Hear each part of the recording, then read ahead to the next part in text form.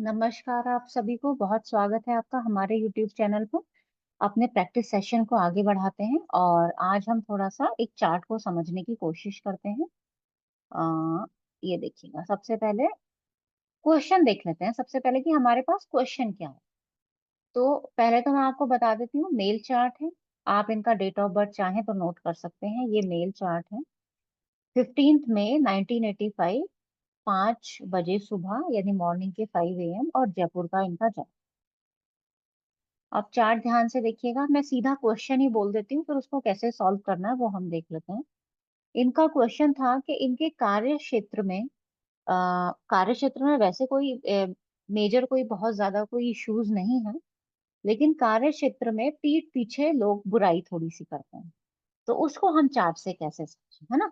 तो यहाँ बहुत सारे नियम हो सकते हैं समझने के। हम बिल्कुल बेसिक सा और बहुत ही इजी मेथड से मैं आपको समझाऊं, है ना। इसको प्रश्न को हल करने की कोशिश।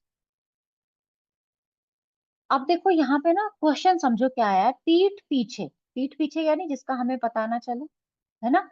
और बुराई करना यानी आपके अंदर कमियां निकाले जाना। यहाँ पे दो चीजें हो सकती हैं। क्वेश्चन कहाँ आया? कार्य क्षेत्र में। तो हम कहाँ पे जाएंगे? पूरे पत्रिका को तो समझेंगे, वो अलग बात है, लेकिन कार्य क्षेत्र को सबसे पहले समझेंगे।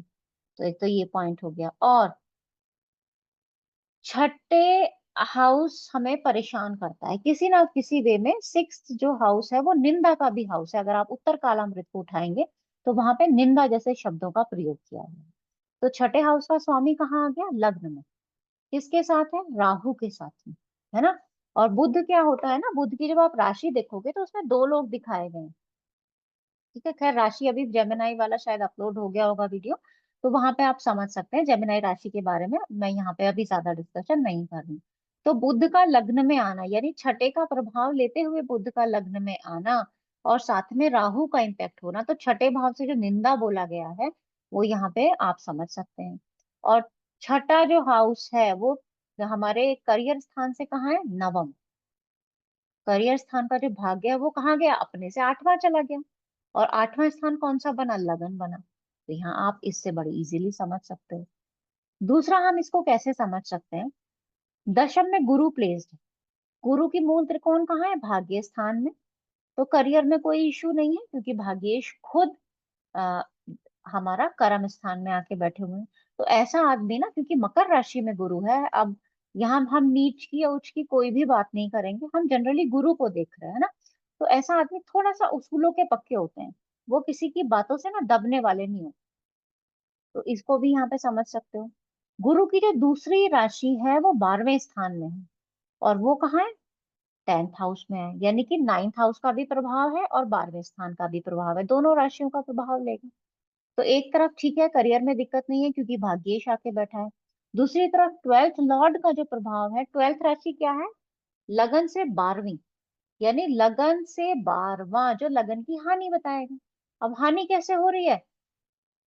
हानि का मतलब हो रहा है करियर बहुत अच्छा है, लेकिन हानि कहाँ पे फील हो रही है? पीठ पीछे बुराई। तो 12वीं राशि क्या होती है? किसी भी चीज की हानि, वह क्योंकि आपके पीछे है ना वो राशि। आप देखो लगन से 12वीं राशि है, तो उसका स्वामी कहाँ आके प्लेस्ड हुआ? आपके करियर हाउस में। यहाँ से भी आप ये इम्पैक्ट समझ सकते हो। इसके अलावा आप ये इम्पैक्ट कहाँ से समझ सकते हो? ये देखो, दशम का स्वामी कहाँ गया है? अष्टम में। और राशि कौन सी है? वृश्चिक। वृश्चिक राशि क्या बताती है? हिडन एस्पेक्ट को। तो जो भी बुराई करता है वो सामने तो करता नहीं है कार्य क्षेत्र में। कार्य क्षेत्र में कुछ ऐसे इम्पैक्ट्स हैं जो हिडन हो सकते हैं। तो इससे भी आप ये समझ सकते हो कि ये बुराई पीठ पीछे हो सकती है। और हम थोड़ा सा दशाओं का भी इम्पैक्ट देख लेते हैं। जब इनका प्रश्न आया तो उसके अकॉर्डिंग ना थोड़ी सी दशा खोल के अगर आप देखोगे तो यहाँ पे ये देखो, शनि की ही दशा आपको मिलेगी लगभग लगभग, है ना। यहाँ पे शनि की दशा का आपको इम्पैक्ट भी समझ में आएगा। और गोचर, मैं आपको वैसे तो मैं गोचर यहाँ पे नहीं पढ़ा रही, लेकिन हाँ हल्का फुल्का मैं आपको गोचर का प्रभाव यहाँ पे जरूर समझाने का प्रयास करूंगी। प्रश्न भी एक दो दिन पहले का था, यानी कि जब आपका चंद्रमा ये कन्या राशि में था, यहाँ प्रश्न आया था। तो जो प्रश्न आएगा वो कहाँ से आएगा? जहां चंद्रमा होगा। दशा तो आएगी ही आएगी, लेकिन चंद्रमा के प्रभाव से भी तो दशा आएगा। क्योंकि अगर मैं दशा को थोड़ा सा और एक्सपेंड करूं, ये देखो अभी की जब आप दशा देखोगे ना, 2 दिन पहले की भी देखोगे, 30 तारीख और ये जाओ पीछे, तो ये देखो यहाँ दशाओं में चंद्रमा भी आपको एक्टिव दिख रहा है। तो दशाओं को अगर मैं सबको देखूं तो सारे ही भाव मेरे एक्टिव हो जाएंगे, शुक्र से, शनि से, चंद्र से, लगभग लगभग पूरी पत्रिका एक्टिव हो जाएगी। तो मुझे रिजल्ट कौन देगा? रिजल्ट देने के लिए जो डेली का चंद्रमा है उससे आपको रिजल्ट मिलेगा। यानी चंद्रमा कहाँ का रिजल्ट कर रहा है? एक तो आपके लगन पत्रिका से चंद्रमा कहाँ है, दूसरा आपके जन्म चंद्रमा से चंद्रमा कहाँ है। तो चंद्रमा की दृष्टि कहाँ है? 12वें पे जा रही है। और क्योंकि डेली का गोचर देखने का तरीका हमारा बिल्कुल अलग है, जो मैं प्रैक्टिस क्लास में सिखाती हूँ, उसके अकॉर्डिंग अगर आप देखोगे, जैसे हम भाव सिद्धि के नियमों में हमेशा त्रिकोण को लेते हैं, डेली के रिजल्ट में भी त्रिकोण से ही आपको रिजल्ट मिलेगा। अगर आप एक्यूरेट रिजल्ट चाहते हैं तो वो त्रिकोण की सहायता से ही यहाँ पे मिलेगा। तो उसको फिर कभी किसी और क्लास में हम समझेंगे। फिलहाल आप ये समझ सकते हैं कि 12वीं राशि का प्रभाव लेते हुए गुरु का 10वीं राशि में आना। मकर राशि, मकर राशि क्या है? उसका साइन अगर आप देखोगे तो वो मगर बना है ना। तो मगर क्या होता है? तुरंत, मतलब ऐसा दिखाएगा कुछ और उसके जो प्रभाव होंगे ना वो कुछ और हो सकते हैं। यानी कि पीठ पीछे से वार करने वाला जानवर, आप समझ सकते हो। और जो दशमेश है वो वृश्चिक राशि में गया है, तो यहाँ से भी आप समझ सकते हो। छठे का प्रभाव लेके बुध कहाँ बैठा हुआ है? बुध आपका लगन में। अब इसी पत्रिका को मैं आपको, जो न्यूमेरोलॉजी जानते हैं, न्यूमेरोलॉजी से समझो। वहां हमने क्या देखा था? बुध नेगेटिव, यानी बुध नेगेटिव इन द सेंस लगन में बैठ के बुध बहुत अच्छे प्रभाव नहीं देगा। यहाँ आप देखो बुध 555 की दशा है, मतलब 555 इनकी बेसिक ग्रिड में ही है, तो ये तो नेगेटिव इम्पैक्ट देगा। बेसिक क्या है? 6, और डेस्टिनी क्या है? 7। तो अपने उसूलों के तो पक्के हैं, बेसिक 6, लेकिन बोलने में 6 नंबर कई बार थोड़ा सा हार्श हो जाता है। तो अगर आप इनका चार्ट देखेंगे तो वहां भी वाणी स्थान में सूर्य मंगल का आपको प्रभाव दिखाई देगा। वर्तमान समय की दशा में ये देखो 5 एक्टिव है, इसका मतलब कुछ ना कुछ कम्युनिकेशन से रिलेटेड यहाँ पे इश्यू हो सकते हैं, कुछ ना कुछ ऐसा क्वेश्चन आपका आ सकता है। इन दशाओं को मैं और भी आपको समझा सकती हूँ। जैसे अभी बिल्कुल आप अगर अभी की ही दशा देखोगे कि अभी की ही बिल्कुल कैसी चल रही है, तो इस पे एक बार और क्लिक करो, है ना। जैसे ही हम इसको एक बार और क्लिक करते हैं तो महादशा के बाद हम किस में दशा में पहुंच जाते हैं? ये वाली दशा आप देखो, यहाँ पे हम अंतर दशाओं में पहुंच जाते हैं। यहाँ आप प्रत्यंतर तक भी देख सकते हो, डेली की दशाएं भी देख सकते हो। मल्टीपल 6 आ गया, मल्टीपल 6 आया है इनका 19 तारीख से, यानी फीमेल का प्रभाव। अब तो ये भाई मेरे पास कंसल्टेशन लेने के लिए आए हैं, तो यहाँ पे 6 से उसका प्रभाव भी आप देख सकते हो। और थोड़ा बहुत यहाँ पे मैरिड लाइफ के इश्यूज भी हैं जो यहाँ पे 5 से और 6 से समझे जा सकते हैं। और वैसे भी वहां पे देखोगे तो शनि में शुक्र की दशा है, और हम क्या पढ़ते हैं? शनि में शुक्र की दशा जनरली अच्छे नहीं होती। अब फिर वही क्वेश्चन आ जाएगा जी, 12वें का शुक्र है। तो अभी मैं आपको एक बहुत अच्छे से समझाती हूँ। देखो एक चीज, 12वें का शुक्र होने मात्र से शुक्र अच्छा नहीं होता, वो आपके खर्चे कराएगा, गलत सलत जगह आपके खर्चे करा सकता है। इस तरीके से आप देख सकते हो।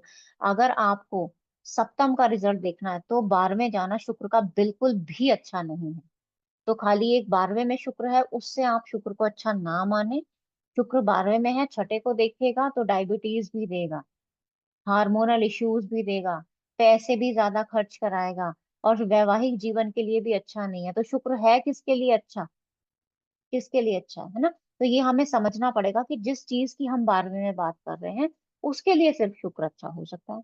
तो वहां भी बेसिक 6 था। बेसिक 6 की हैबिट जो थी वो आपने जाना। चंद्रमा मीन राशि में, थोड़े पारिवारिक लोग हो सकते हैं, लेकिन बोलने में थोड़े कड़वे हो सकते हैं। यहाँ सूर्य मंगल और शनि का इम्पैक्ट आपको दिख रहा है। वहां भी 555 था, यहाँ भी बुध लगन में बैठ के बहुत अच्छे इम्पैक्ट नहीं दे रहा है। और जब डेली की दशाएं मैच करेंगे तो बहुत इजीली आप प्रोडिक्शन कर सकते हैं। अगर आप न्यूमेरोलॉजी से भी प्रोडिक्शन कर रहे हैं तो आप बहुत इजीली प्रोडिक्शन कर पाएंगे। और जो लोग सीख रहे हैं उनको तो पता ही है कि हम कितने इजीली हम प्रोडिक्ट कर सकते हैं। तो देखो राशियों के प्रभाव को ना हमें सबसे पहले समझना है। आप कहेंगे कि क्यों हम इतना राशियों को पढ़ रहे हैं? हम इसलिए पढ़ रहे हैं क्योंकि बेसिक तो वही है ना। बेसिक को नहीं पढ़ेंगे तो हम क्यों भावों को पढ़ते हैं? भावों से भी तो हम रिजल्ट लेते हैं। राशि तो बेस है। क्यों आपको मेष लगन मिला? क्यों आपका गुरु मकर लगन में ही आया था जब आपका जन्म हुआ था? तो कोई ना कोई तो प्रभाव होता ही होगा ना हमारे चार्ट का पूरा।